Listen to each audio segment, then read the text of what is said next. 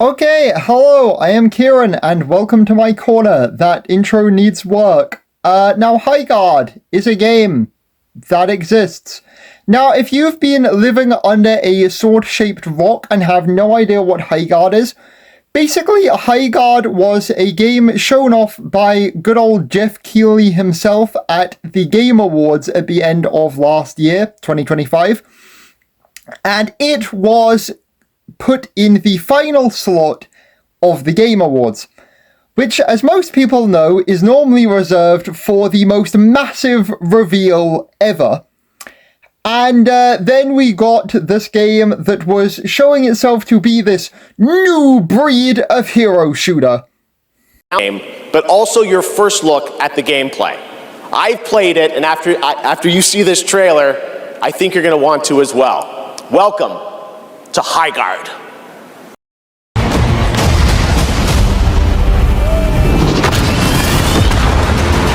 Here we go. Bringing the heat.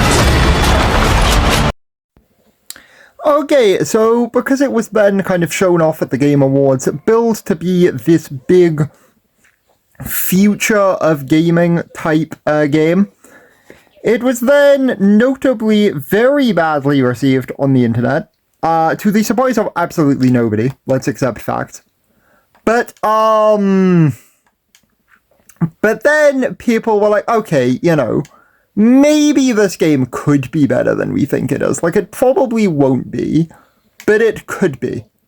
So then I think some people were at least loosely willing to give it the benefit of the doubt. Like, it really divided the internet, because you kind of had, like, one camp being like, oh, we really don't need another hero shooter, because hero shooters are such an oversaturated market because you've got Overwatch, you've got Marvel Rivals, you had Paladins. Paladins was peak on a side note. But, and then you've obviously got, like, your Battle Royale games like Fortnite, and then other shooters like Call of Duty.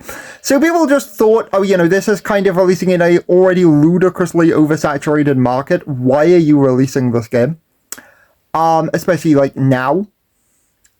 So, but, there was also the few people that are like, let them cook. It could be an interesting, different game. So then people expected the game to get, like, obviously a load of trailers, highlights, like, people playing the game, like gameplay showcases. So the devs then went completely radio silent. Like, they did not release a single trailer, snippet of gameplay, anything outside of what was already shown off at the Game Awards. So people were then like, okay, this is interesting. And again, on like a brief tangent, I do genuinely respect them for that decision.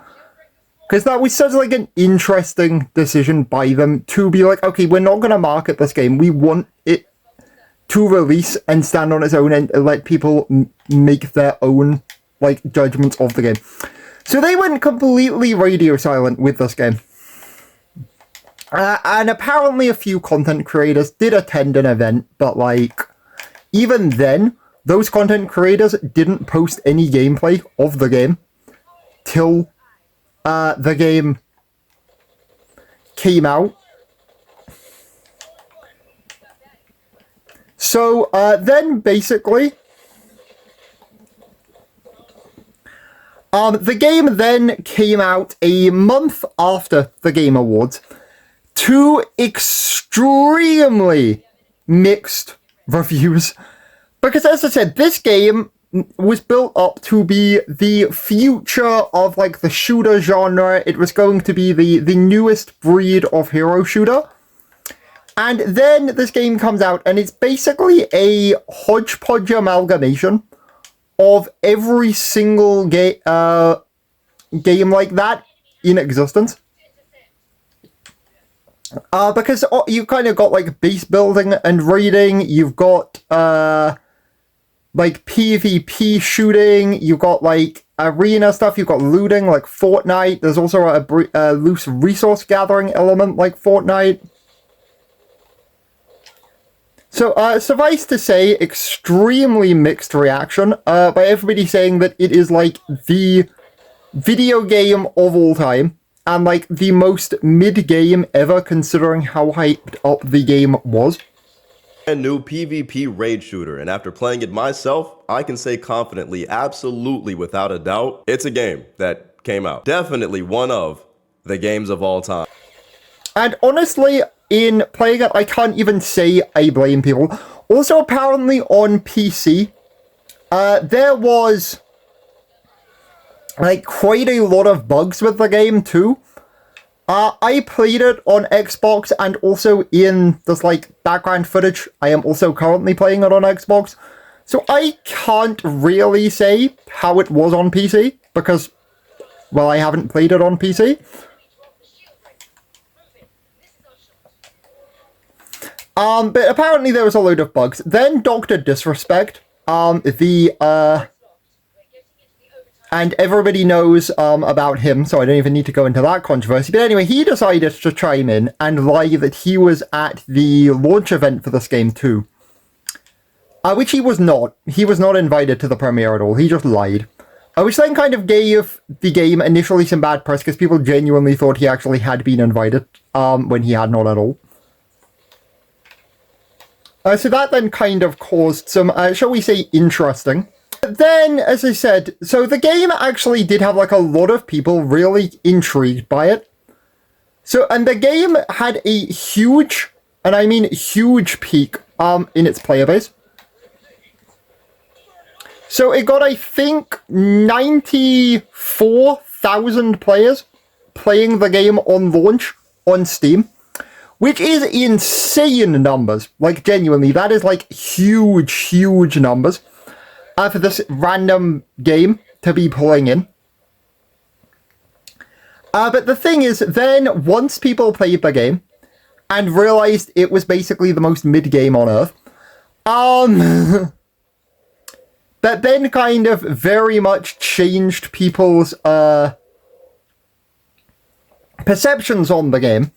So then the player base dropped off exponentially. I think like within 48 hours, the player base was then down from 94k to 14k players on Steam, at least according to like people on Twitter, which isn't exactly the greatest, most reliable source. But according to people on Twitter, the player base dropped exponentially, which is kind of to be expected with most live. But even though I didn't like the game very much, you guys seem to. I mean, almost 100,000 peak players day one. I mean, they might have something here. Service games. But still. So then, people said, so a big complaint a lot of people had with this game, which again, I do also completely, hold myself, is that the maps feel absolutely massive for 3v3. Because in the background gameplay, it is in 5v5, and I will get to that in a minute. But the game launched 3v3. So we were like, the maps are too big. Like, they just do not work being this big. So then a load of people were like, oh, you know, they need to change the game. They need to make it like at minimum 6v6. They need to fix all these bugs. And it was basically just, the internet was just in an absolute storm about this game, because like a load of people were just, oh, you know, this is a mid-game. We feel cheated by the fact this was at the end of the Game Awards. It should have been, like Titanfall 3, as if that's ever happening. But, you know, that was like people's opinions. It's basically like, oh, you know, we got cheated because Jeff Keighley was like, this is going to be the best game ever. And then it's just mid. Like, you know, it's not a bad game, but it's just mid. So then, as I said, a few days later, player base is dropping horrendously. But then an interesting thing happened. So then the Highguard devs started, like, doing developer streams and posting on, Twitter, like, you know, this is, like, our vision for the game, this is why we made this decision, this is why we made this other decision, etc., etc. Which is, you know, pretty interesting. And then they said, okay, well, we're gonna try and make, like, as many necessary updates as possible to this game, so people like it better. Which they then To their credit, To their credit, the devs have actually responded to some of the feedback. For one, they actually added a 5v5 mode. I did try this myself. I did try the 5v5 mode for a few rounds, and it is, in my opinion, significantly better than 3v3. which is then what I want to really get into here, is they then did do that. So pretty much everything that people wanted fixed about the game, the developers then just went on like a mass spree in literally like an insanely short time span. Like an insanely short time span. The developers then put out a ton of like patch updates for this game, which as far as to my knowledge fixed every single PC bug, or at least all the major ones. I mean, I think there's probably like, obviously they're still going to get an old like disconnect and stuff, but all the major bugs got patched out. And then they also introduced 5v5 as an LTM. So then a load of people were like, okay, wow, this is kind of insane. Like basically everything we've been bitching about on the internet has been fixed with this game.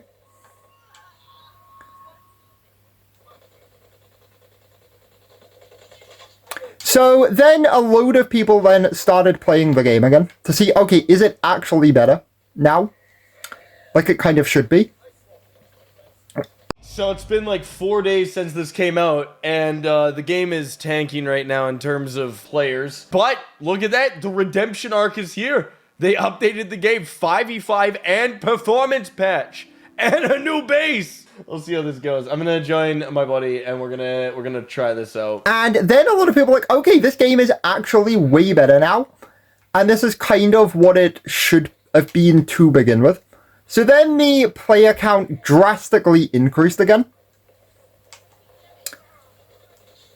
as people then checked out the like patch update. And then the patch update was so well received that as of literally an hour ago, I think, of making this video, or at least recording it, they've then announced that 5v5 will become a permanent mode. They also did some really good things as well to, again, address, like, potential complaints. So the first battle pass for this game is free. Like, that's been given out to a load of other players. And they've done, like, a massive roadmap for the content coming to this game. So overall, I think Highguard is such an interesting thing. In regards to, like, the gaming community.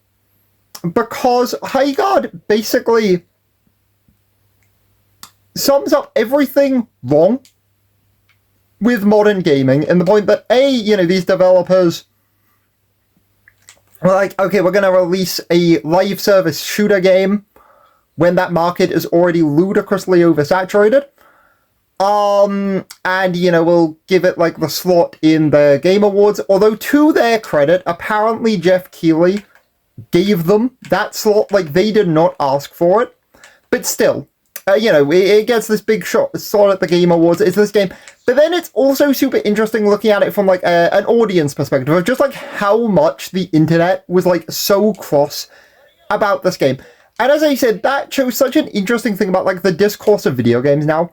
Because, like, as I've seen, like, people say on the internet before, like, years ago, if a video game came out and it was mid, like, nobody really cared. Like, yeah, nobody really played it, but nobody was saying, like, oh, this is the worst game ever, this is, like, an affront to my whole life and identity because this game came out and it's bad.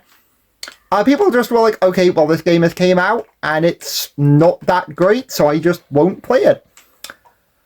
Whereas now, if a game comes out and doesn't meet people's normally extremely over-bloated expectations, then they will just constantly complain about it on the internet of like, oh, you know, you should have done this thing, you should have done this thing should be better than this other thing. And then the, like, final thing that's interesting about this game is then, because I think, honestly, quite a lot of the complaints with this game were unwarranted. Like, Am I gonna say this game was the most peak amazing game ever? No, I'm not. But was this game a bad game? No.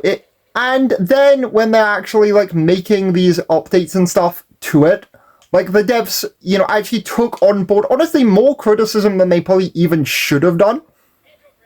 And have then really, really updated this game. And as I said, even in future, are just really gonna try, I think, to make this game like as good as it humanly can be. Then that is just really, really interesting to me. So let me know in the comments below what your opinion on Highguard is, what your opinion on the whole situation surrounding Highguard is, and also what you think of like the online discourse surrounding video games now. Whether you think that it's like just too over the top and everybody kind of whines unnecessarily, or whether you think like a lot of the criticism, especially with Highguard, was warranted.